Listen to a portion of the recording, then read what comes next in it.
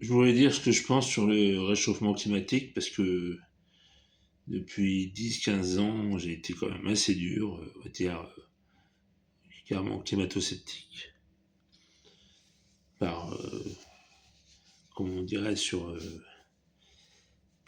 ces news, par bon sens, etc. Puis en discutant avec des paysans, parce que quand tu en discutes avec des gens dans les bistrots, des paysans ici ou là, ils n'y croient pas du tout. La France profonde, ça les gaffe ce sujet-là, voilà. Et puis depuis quelques temps, en fait, je me documente beaucoup, parce que moi, ils m'en font beaucoup pour atteindre la vérité, peut-être. Et il y a un graphique simple, hein, c'est celui où on voit l'évolution de la CO2 sur 200 ans, et puis sur les 20 dernières années, là, c'est plutôt plat, avec une petite montée. Puis sur les 20 dernières années, c'est presque la verticale, quoi. Et ça, c'est des graphiques officiels. Donc il y a une hausse vertigineuse du CO2 expulsé dans l'atmosphère. Donc qui augmente la concentration de CO2 de l'atmosphère et qui a priori donc provoque on va dire des canicules, parce que les typhons, les inondations, les tremblements de terre, tout ça, on peut pas mettre tout sous le dos du réchauffement climatique. C'est bon. Mais donc je pense oui que le réchauffement climatique euh, entraîne une hausse de la température moyenne sur le globe. Voilà, je fais mea culpa. Voilà. Maintenant, est-ce que ça va être mon combat hein, au quotidien? Je pense pas parce que je suis pas. En fait, il y a un truc, c'est que j'ai entendu dire que même si on arrêtait aujourd'hui d'émettre du CO2, ce qui est insensé, on n'arrivera pas, on n'arrivera même pas en 2050. Je vois pas comment on pourrait faire voler des avions électriques en 2050 ou à l'hydrogène, c'est encore moins possible. Enfin bref, il y a plein de choses qu'on ne pourra pas. En Europe, on est content parce qu'on est en train d'électrifier le parc automobile et ça se passe plutôt bien. Et en 2035, donc il n'y aura plus que des voitures électriques de vendues neuves. Ça n'empêchera pas qu'il y aura encore des véhicules d'occasion, ceux qui l'auront pour continuer à rouler. Mais ce qui m'énerve, c'est que l'Europe qui fait ça, quoi. Est-ce que la Russie fait ça?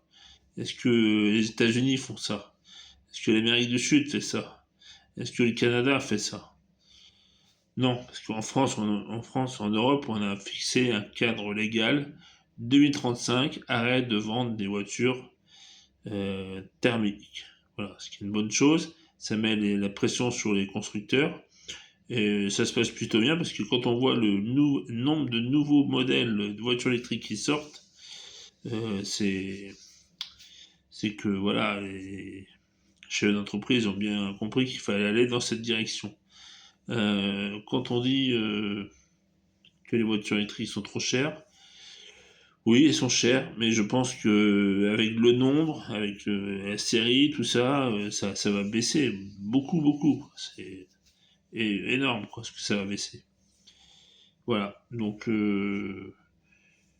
pour la planète, j'ai des doutes hein, sur les conséquences qu'on peut mettre sur le réchauffement climatique. La mer de glace à Chamonix, je trouve que c'est trop brutal pour que ça vienne du changement climatique. Euh, il y a autre chose, hein. La neige en montagne, que ce soit aujourd'hui ou dans les années 70, il y avait des années sans et des années avec. Hein. Il faudrait peut-être se projeter un peu dans, dans l'histoire, quoi. C'est comme les tempêtes. Les tempêtes, on en a toujours eu. Hein. Nous, en Bretagne, on a eu une en 1987 qui était même qualifiée presque d'ouragan, tellement il était énorme. Quoi. Il y avait des creux à 900, je sais plus, 925 hectopascales, je crois, enfin un truc de fou, quoi. Moi, ça a marqué mon enfance. Hein. Moi, voilà. Et mais après ça, de 1987, on a eu en 1999, la Bretagne était très peu touchée, donc ça fait quand même un bon écart. Et après 1999, On a eu... qu'est-ce qu'on a eu déjà? Bah oui, on a eu Sioran en 2023, mais Sioran, c'est rien du tout, quoi. C'était même pas une tempête. Ici, je vois aucun arbre n'est tombé. On a eu, évidemment, on a été coupé, on a eu une électricité, on a peu de téléphone pendant une semaine, mais ça, c'est parce que les lignes ne sont pas enterrées, puis que des branches sont tombées dessus, c'est rien, mais c'était une petite tempête. Donc il n'y a pas de hausse de ce genre de catastrophe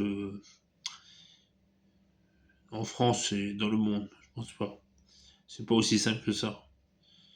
Donc maintenant, bah, ce qu'il faut faire, c'est pas faire notre petite tambouille au niveau européen, c'est que les décisions doivent être prises, irrévocables, signées, et voilà, terminé. Et il faut, comme on dit, pour les générations futures, on peut pas leur laisser une planète où il fera 50 degrés à, à Vannes en été 2051, c'est pas possible. Donc, là, cette année, on n'a pas atteint les 40 en Bretagne, on a dû attendre les 39, je crois. Mais on a atteint les 40 en 2002, un lundi de juillet de 2022, pardon. Une journée. Hein. Mais dans le sud, c'est pas du tout le cas, mais dans le sud, ils sont plus habitués. Alors, je vais pas faire trop de météo, mais c'est pour dire que le réchauffement climatique, c'est pas aussi simple que veulent nous faire penser les climatologues qui arrivent sur les plateaux. Je vois l'autre jour, il y avait Jancovici qui était invité sur le plateau pour je sais pas quel sujet, et puis l'animatrice annonce qu'il y a eu un violent orage avec des grêlons gros comme des balles de golf. Et l'autre, Jancovici, prend le ballon et dit, vous voyez, encore une conséquence du réchauffement climatique, les grêlons font une balle de golf. Une balle de golf, c'est pas énorme. Moi, j'ai déjà vu. On n'a pas beaucoup d'orages en Bretagne, mais j'ai déjà vu des grêlons. Ça n'a pas la forme sphérique, mais c'était bien plus important que ça. En 2010, je me rappelle, ma voiture a subi plein d'impacts de cette 206 dessus, tout ça. Il y avait plein d'impacts. Mais j'ai vu les grêlons par terre, ils étaient bien plus gros que des œufs de pigeon, je sais pas quoi j'ai dit, une balle de golf, voilà. Donc, il y a des choses. Le réchauffement climatique est avéré. Il est d'origine humaine, anthropique, comme disent les spécialistes. Il modifie le climat, mais toutes les actions qu'on va mener aujourd'hui n'auront pas d'incidence avant très longtemps, 500 ans, parce que le CO2 met du temps à disparaître. Donc voilà, on travaille pour les générations futures, pour nos arrière, petites fillottes.